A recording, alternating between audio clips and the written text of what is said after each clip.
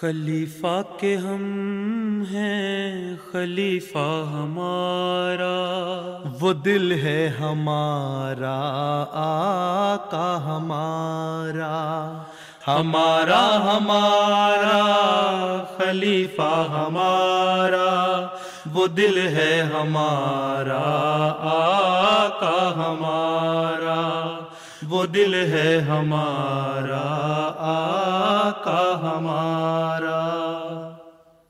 Assalamu alaikum and welcome to This Week with Huzur. We are honored to present highlights from two mulaqats, one with a delegation of Khaddam from the USA and the other with teachers from Jamia Ahmadiyya, Germany. We begin with Saturday's mulaqat, where Hadrat Khalifatul Masih Aidullah Ta'ala wa Nasrihil Aziz graciously met with members of Majlis Khaddam Ahmadiyya from the USA. On the weekend of the 13th and the 14th of September, a group of Khuddam from the US and a delegation of teachers from Jamia Ahmadiyya, Germany, had the honor of having mulaqats with Hazrat Khalifatul Masih V, Ayyadahullah Ta'ala bi Nasrihil Aziz. The Khuddam from the US had traveled especially to pray behind Hazrat Amir al-Mu'mineen and were blessed to have a mulaqat, which took place in Islamabad. During the mulaqat, the Khuddam all had the opportunity to introduce themselves, after which they were able to ask questions on a range of issues affecting the youth relating to their faith and contemporary issues. My question is, sometimes at our Jamaat events, we invite guests who do not advocate for justice, peace, or humanity. What is Huzur's guidance in this regard? Jazakallah. If you have very close relation with those people, you can tell them that our Jamaat's practices and teaching is that we help all the needy people. We try to establish peace and harmony in the society and in the world. And therefore, this is not only our slogan, but we want to apply it in our life and we want to establish it in the world as well. And if they say no, then you should not call them in your functions. You see, we don't need any worldly help from these people. Ji. Right? Ji. But if you know somebody who is speaking against Muslims, who is not respecting and honoring the rights of the people, then he should not be invited in any of our functions. You can inform the administration. If I come to know any person who is not establishing peace in the society or even disturbing it, then I normally ask the administration to never invite them. There have been so many occasions when we withdrew our invitation. In households where English is the first language and parents themselves do not speak English, do not speak Urdu fluently, what is the best way to teach Urdu to our children? تم نے سیکھ لی اردو. کوشش تو کرتا ہوں. How did you learn it? Just from learning from my parents speaking it. From parents? G G. If they speak Urdu with you, then it's okay, then you will learn it.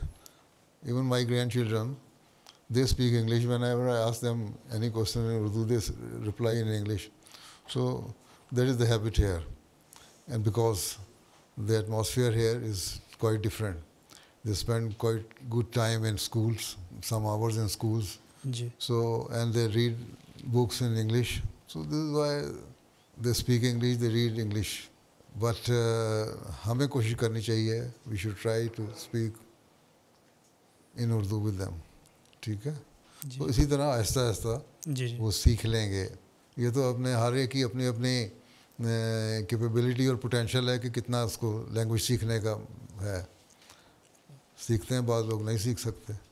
ٹھیک ہے, لیکن at least they understand it. How can we teach our children how to write or اس کے لیے understand? Urdu کلاسیں لگانی چاہیے نا. جی جی. If they are وقف نو children تو وقف نو ڈپارٹمنٹ کو چاہیے کہ اردو کلاس لگائیں, ان کو سمجھائیں. بڑے ہیزیٹنٹ ہوتے ہیں بعض دفعہ یوں بولنے میں. ادروائز ہمیں انگلش بولنی نہیں آتی, پھر بھی ہم بول لیتے ہیں تم اردو بول لیا کرو. جی جی. ٹھیک ہے. جزاک اللہ. another Khadim asked Hazrat Amirul Mu'mineen about his favorite incident in the life of the Holy Prophet Muhammad sallallahu alaihi wasallam. بہت سارے واقعات ہیں ہاں وسلم کے، تو ہر واقعہ ہی ایسا ہے جو ایک لیسن ہے ہمارے لیے.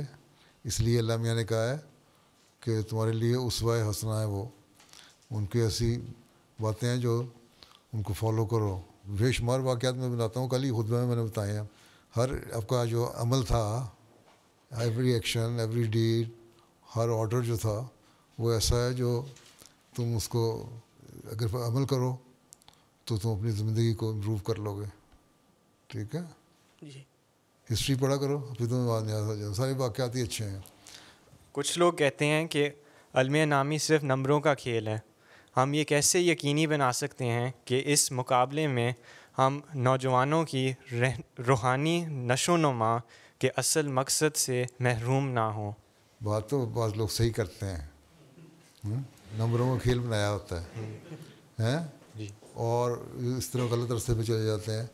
میں بھی خدام الانبیاء میں رہا ہوں، نائب صدر ارشاد کمیٹی کا ممبر تھا جو علم نامی کے لیے جو ہوتی ہے، کس کو ریکمینڈ کرنے والی کون ہوتا ہے پورا دیکھتے ہیں، سارا ڈیٹا ان کے پاس ہوتا ہے. تو ایک مجلس کو مجھے شک پڑا. میں نے ان کا پچھلے سال کی رپورٹ لاؤ. میں نے پچھلے سال کی رپورٹ دیکھی تو انہوں نے وہاں سے 1 سے 0 سے شروع کرتے ایک ایکسٹریم تک پہنچ گئے تھے نمبر.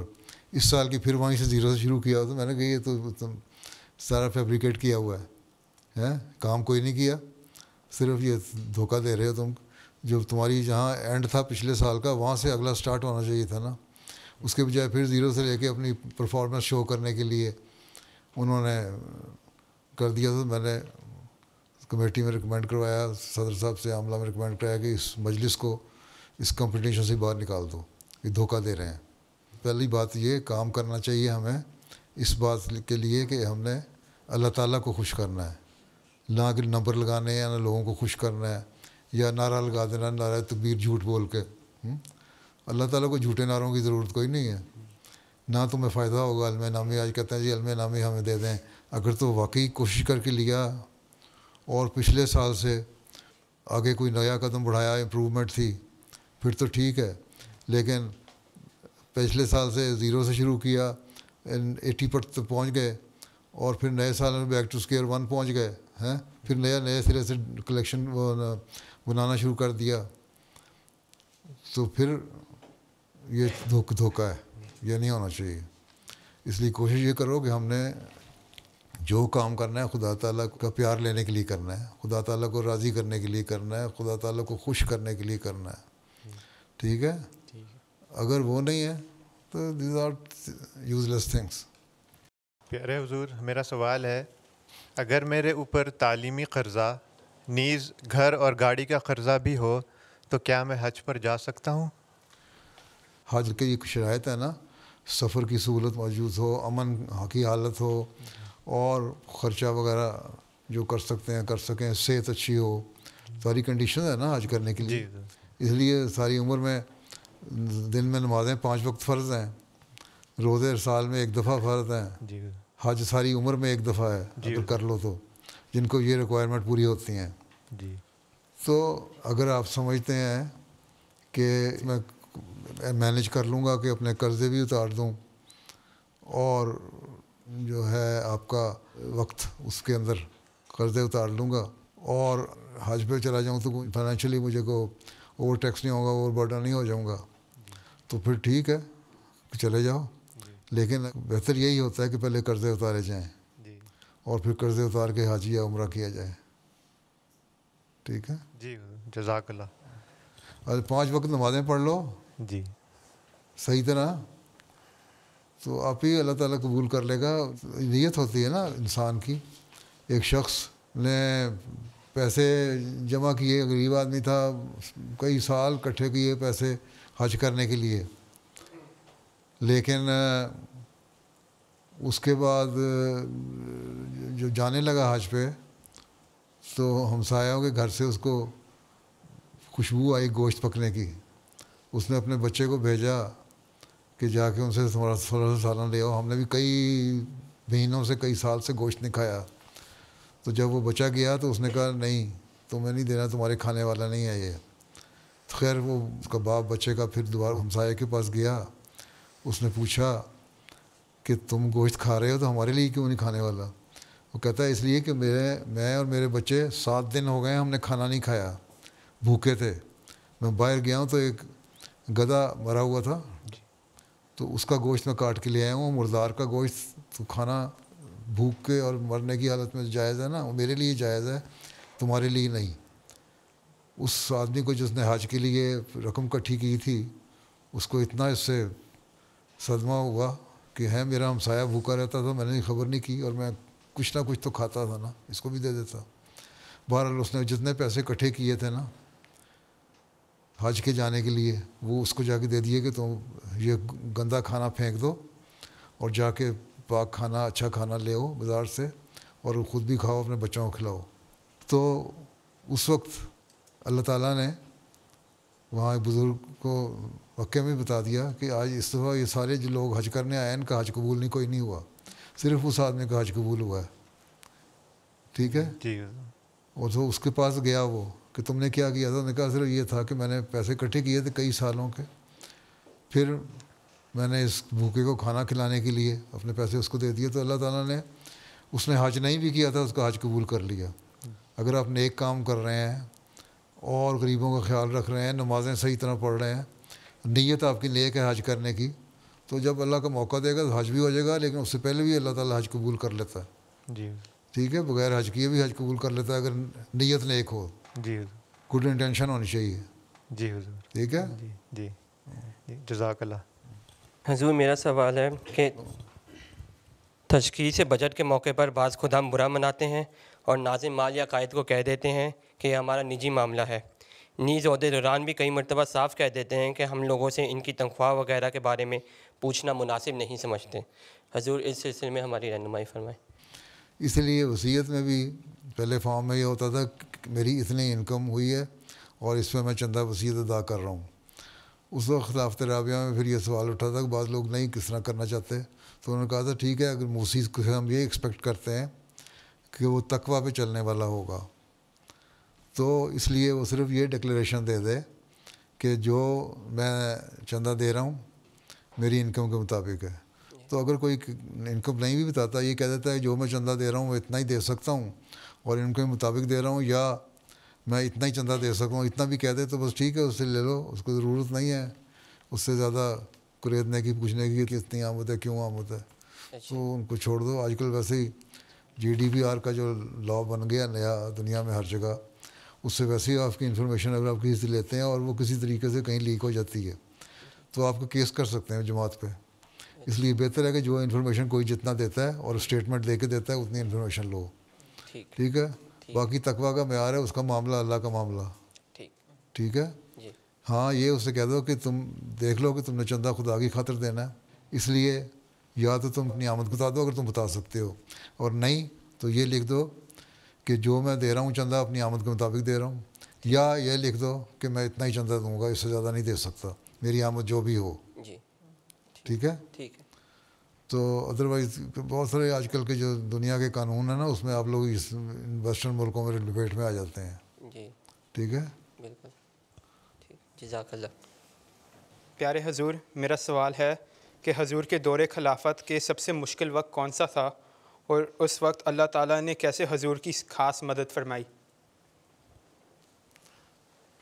سب سے مشکل وقت وہی تھا جب مجھے بنا دیا. اس کے بعد تو اللہ میاں آپ کی آسانیاں پیدا کر دیں. ٹھیک ہے. ٹھیک ہے. پھر مجھے تو نہیں پتہ لگا, وہ اللہ میاں آپ ہی کام چلا رہا ہے. ٹھیک ہے. کیا بتاؤں میں, جو مشکل وقت تھا وہ لوگوں نے دیکھ لیا, تم نے بھی دیکھ لیا وہ کسی پرانی ویڈیو میں.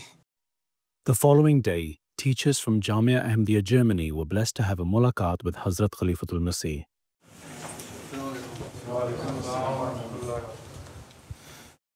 The meeting began with a silent prayer, after which Hazrat Amirul Mu'mineen spoke to all the teachers. حضور خاک سر علم کلام پڑھاتے ہیں, رابعہ اور خامسہ اور شاہد. لیکچر تیار کرتے ہیں باقاعدہ؟ جی حضور. اچھا. اپنے اسٹوڈنٹ کے لیے دعائیں بھی کرتے ہیں؟ جی حضور کوشش کرتا ہوں. فارسی پڑھاتے ہیں؟ جی. کس کلاس کو؟ خامسہ کو اور شاہد کو دوسرے سیمسٹر میں. کتنی آ جاتی ہے ان کو؟ سمجھ آ جاتی ہے؟ کوشش کی جاتی ہے کہ ان کو حضرت وسلم کے جو اشعار ہیں وہ پڑھنے اور سارا منظوم کلام جو ہے اس کا ہر مطلب آنا چاہیے نا. جی. اتنا اس طرح تو پڑھانا چاہیے جامعہ کو. جی. ہر فارسی شعر کا مطلب بھی اور تشریح بھی آنی چاہیے. جی. جی. وہی پڑھا دیں وہی کافی ہے. جی ٹھیک ہے انشاءاللہ. باقی اپنے علمیت کو چھوڑیں, صرف وہی کلام پڑھائیں. During the mulaqat, Hazrat Khalifatul Masih advised the teachers about the importance of prayers. آپ کے اسٹاف ممبر کتنے ہیں؟ یہ 16 ہیں. 17 ہیں ٹوٹل, ایک آئے نہیں اس وقت 16 میں. اچھا, آپ میں سے ہر ایک روزانہ 2 نفل پڑھتا ہے اپنے اسٹوڈنٹس کے لیے؟ جی. اگر آپ لوگ سارے پڑھنا شروع کر دیں 2 نفل تو اس کا مطلب 4 سجدے, اور کتنے ہو گئے سجدے؟ 64. اور اسٹوڈنٹ ہیں آپ کے 85. جی سر. تو اگر سوا اسٹوڈنٹ پہ بھی تقریباً 1 سجدہ آ جاتا ہے تو لڑکوں کی حالت بہت امپروو ہو سکتی ہے, جتنا ہونی چاہیے. صرف علمی ہی نہیں, روحانی طور پر بھی امپروو کرنے کے لیے دعا کیا کریں. آپ کے جو پرانے استاد تھے سارے, پرنسپل صاحب, ملک ظفر الرحمان صاحب اور دوسرے لوگ, مرزا صاحب وغیرہ, سارے ان کو یہی باتوں سے پتہ لگتا ہے کہ وہ اپنے اسٹوڈنٹس کے لیے روزانہ 2 نفل ضرور پڑھا کرتے تھے. جی سر. وہی عادت آپ لوگوں میں ڈالنی چاہیے. آپ ان سے پوچھا کریں نا, میٹنگ جو اسٹاف کی ہوتی ہے اس میں بتایا, توجہ دلاتے رہا کریں. جی انشاءاللہ. دباؤ طلبی کی ضرورت نہیں, توجہ دلانے کی ضرورت ہے. جی ٹھیک ہے, دعاؤں پہ ذرا زور ہو. باقی یہاں کا جو مزاج ہے اسٹوڈنٹس کا, یہاں طریقہ جو پڑھانے کا ہے اس کی ان کو عادت ہے. تو صرف جامعہ کی جو پڑھائی ہمارے پاکستانی طریقہ ہے رٹا مارنے کا یا سمجھانے کا, وہ نہیں ہونا چاہیے.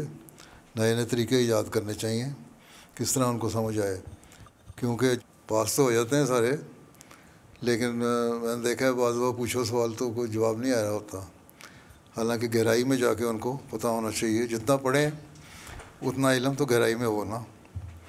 اگر نہیں بھی سارے علم کو کمپریہینڈ کر سکتے تو کم از کم جو ہے اس میں اتنا تو ملکہ حاصل ہو جانا چاہیے کہ صحیح طرح جواب دے سکیں. 2-3 ہیں مشنری جو اچھی بحث بھی کر لیتے ہیں, سوال جواب بھی کر لیتے ہیں, جنرل نالج بھی ہے.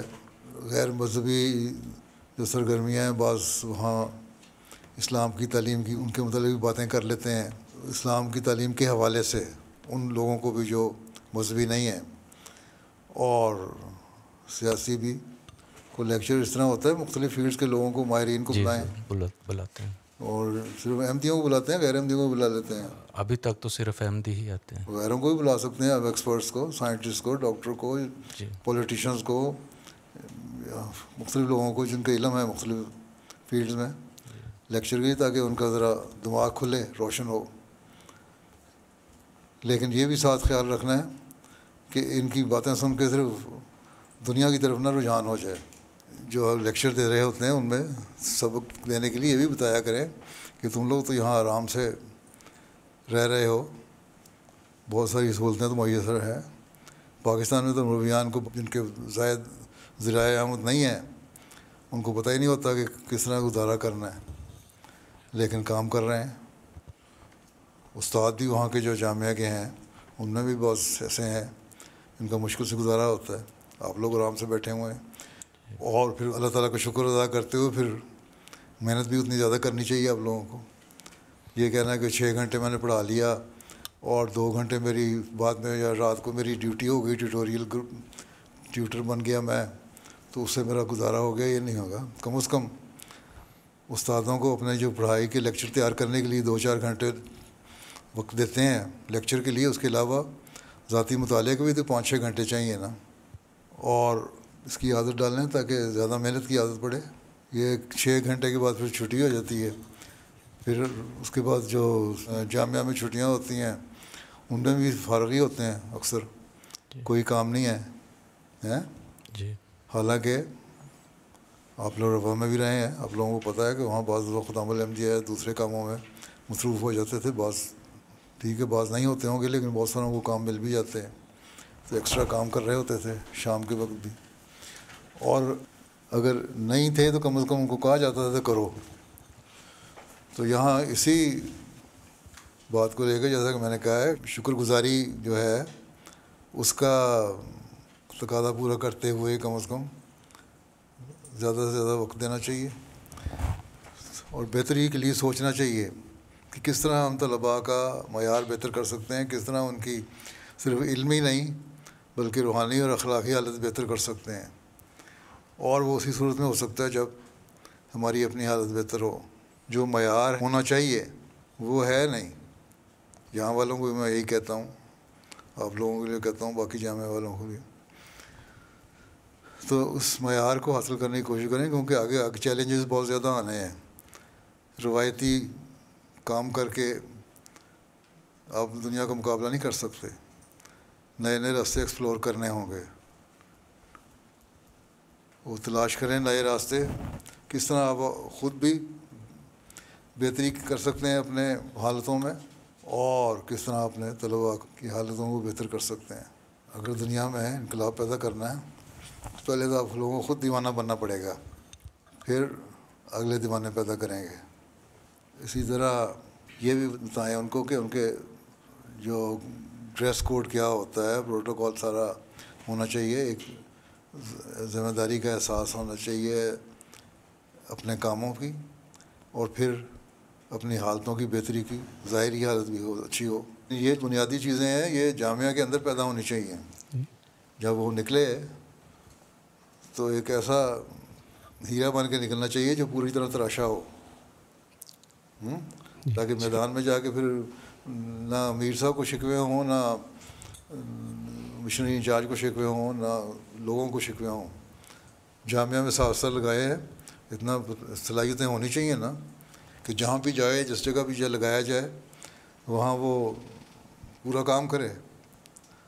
تو آپ لوگوں کو ساری ذمہ داری ڈالی گئی ہے کہ آپ وہ تراش خراش کرنے والے لوگ ہیں جو اس طرح تراش کے جماعت کو پیش کریں, ایسے لوگ جن کو آگے پھر جو مفید وجود بن سکیں.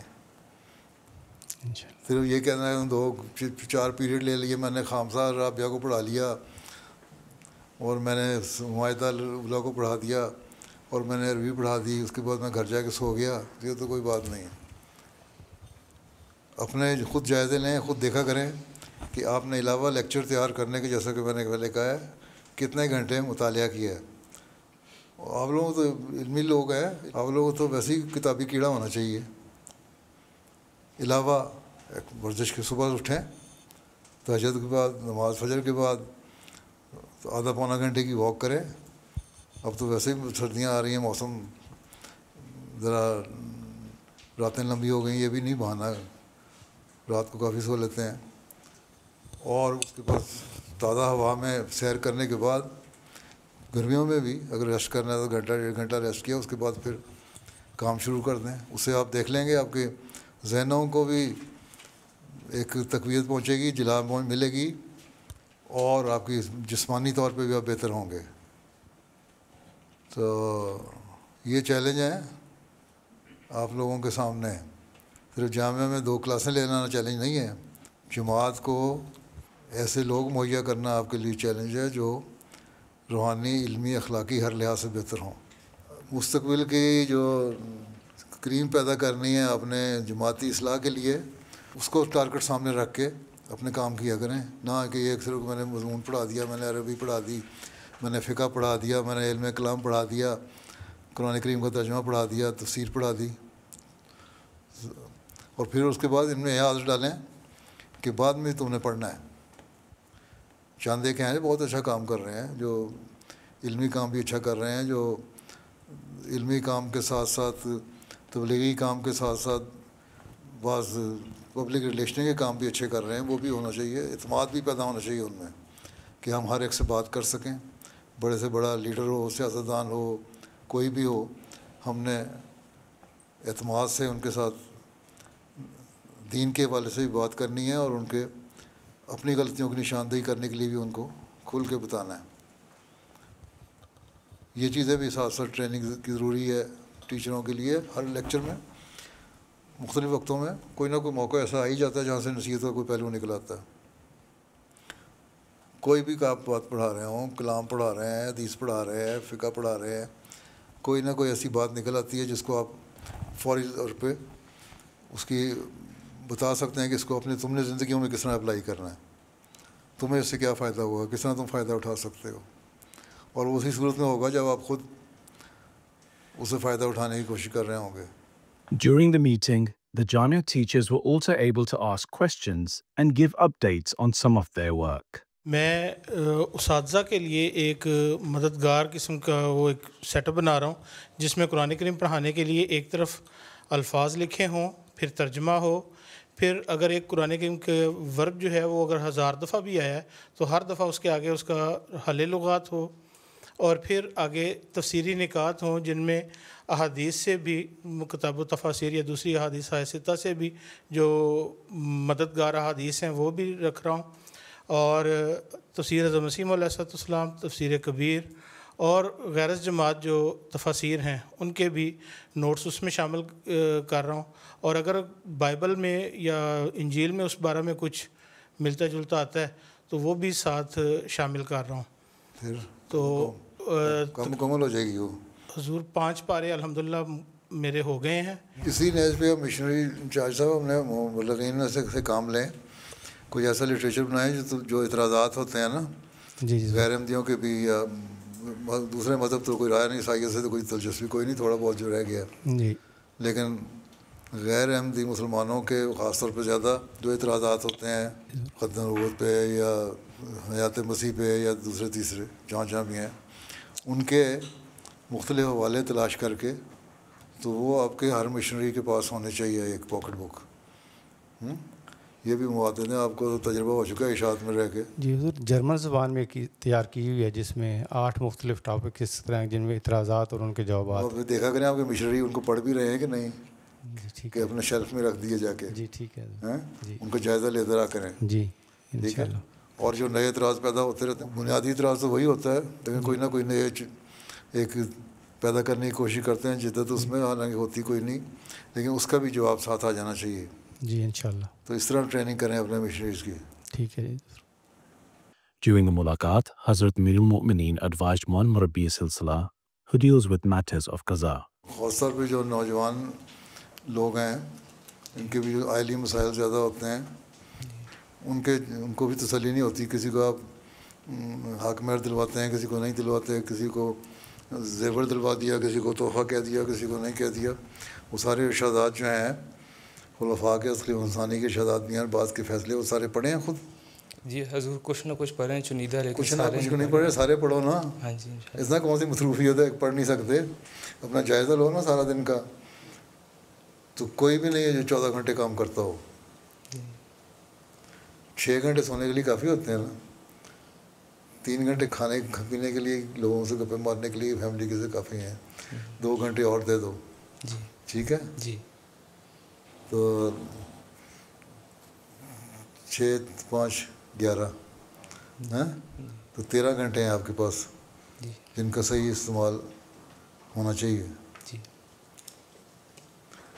وہ 13 گھنٹے کا استعمال یہ اپنے اسٹوڈنٹ کو بھی عادت ڈالیں. جو اسپیشلائز کرنے والے اسٹوڈنٹ ہوتے ہیں نا, جو بڑی ریسرچ والے یا دوسرے رشین اسٹوڈنٹ یا امریکن اسٹوڈنٹ جو پاس ہیں, ان کی ایوریج رشین کی بلکہ زیادہ ہے. وہ 13-14 گھنٹے پڑھتے ہیں, امریکن 11-12 گھنٹے پڑھتا ہے. تو یہ عادت پڑے گی تب وہ یہ عادت اسٹوڈنٹ میں ڈالنی چاہیے آپ کو, اور اسی صورت میں ہوگی جب آپ خود بھی کر رہے ہوں گے. دعا کی درخواست ہے, انشاءاللہ ہم کوشش کریں گے. دعا کے ساتھ عمل کرنا پڑتا ہے. بعض لوگ آگے کہتے ہیں کہ دعا کریں یہ ہو جائے. میں کہ پہلے یہ بتاؤ کہ تم نمازیں کتنی پڑھتے ہو. پتہ لگا 3 میں کہ تمہاری دعائیں ہیں نہیں, تو میری دعا کہاں سے تمہیں لگنی ہے. تو پہلے خود کوشش کرنا ہے. ہاں سر نے یہ فرمایا تھا نا, تم بھی اپنی دعاؤں سے میری دعاؤں کی مدد کرو. ہاں تو اس سے بڑا بڑی بات کون ہے؟ ٹھیک ہے نا؟ جی انشاءاللہ. ایک بات پوچھنی، جو پاکستان کے حالات ہیں حضور کا کیا ہے کہ بہتر ہوں گے جو جماعت احمدیہ کے ساتھ بھی اور ویسے بھی عمومی طور پر جو ہیں؟ ایک ہر چیز کا ایک کلائمیکس ہوتا ہے، اس کے بعد زوال شروع ہو جاتا ہے. تو یہاں بھی ایک کلائمیکس ہونا ہے، کب ہونا ہے اللہ بہتر جانتا ہے. ٹھیک ہے. ابھی فلسطینیوں والا حال تو نہیں نہ ہو رہا پاکستان میں ابھی، بلکہ اللہ کا فضل ہے کچھ پچھلے کچھ عرصے سے کچھ بہتری کی طرف ہیں. کچھ لوگ ایسے ہیں افسروں میں سے بھی جن کے دلوں میں اللہ تعالیٰ کچھ نرمی پیدا کر رہا ہے، اس لیے کچھ بہتر بھی بعض نتائج سامنے آ جاتے ہیں. لیکن ٹھیک ہے، وہ لبیک کی تحریک جو ہے وہ چل رہی ہے، جب تک ان کا بھی ایک کلائمیکس ہونا ہے پھر زوال آ جانا ہے انشاءاللہ. امید رکھو، دعائیں کریں نا، دعاؤں کا معیار بھی تو پاکستانی بڑھائیں نا اپنا. ٹھیک ہے، پھر ہی ہوگا نا. As the mulaqat concluded, the attendees had the opportunity to have a photo with Hazrat Amirul Mu'mineen. Those were highlights from just some of Beloved Huzoor's activities last weekend. We now end with our final segment, the Friday Sermon Summary. In today's Friday sermon, Huzoor, may Allah be his helper, continued his sermons on the Battle of Taif.